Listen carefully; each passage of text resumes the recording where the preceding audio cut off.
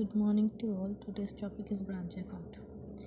A branch account is a part of organization which carry out of business activity on its behalf of parent body.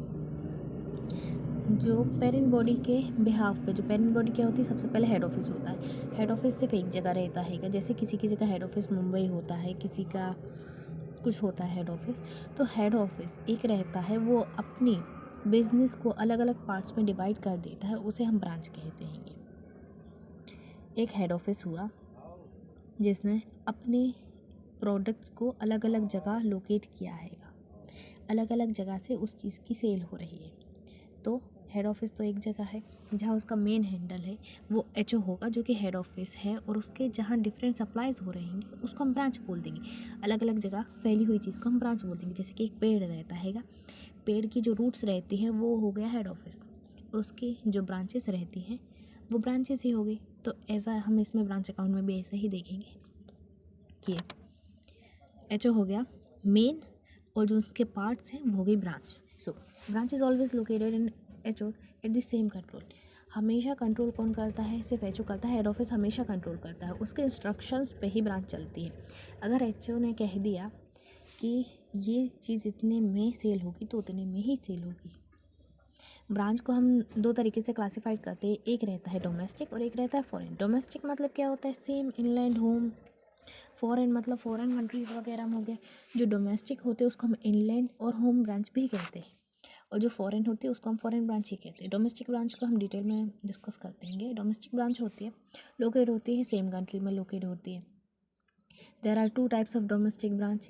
एक रहती है dependent और एक रहती है independent.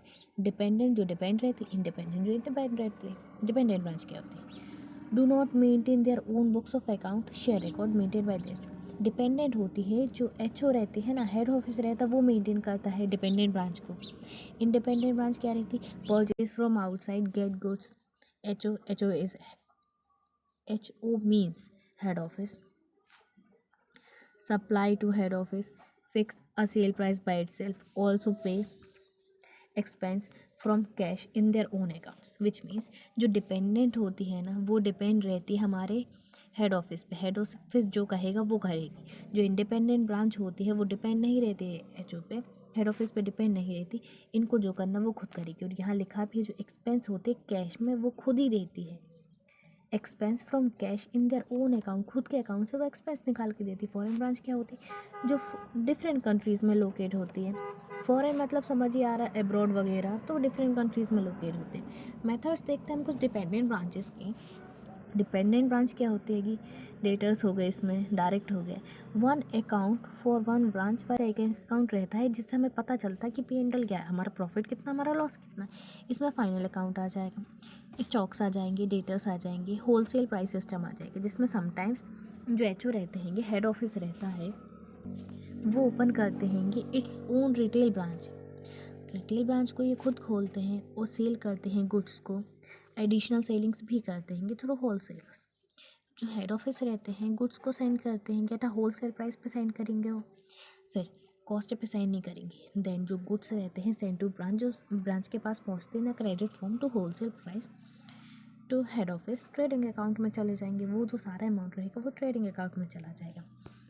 As most important thing is branch एक nominal account है. Branch कौन सा अकाउंट है? ब्रांच एक नॉमिनल अकाउंट है. और इतना ही थ्योरी पार्ट है जो कि हमने आज कवर किया. Thank you for watching.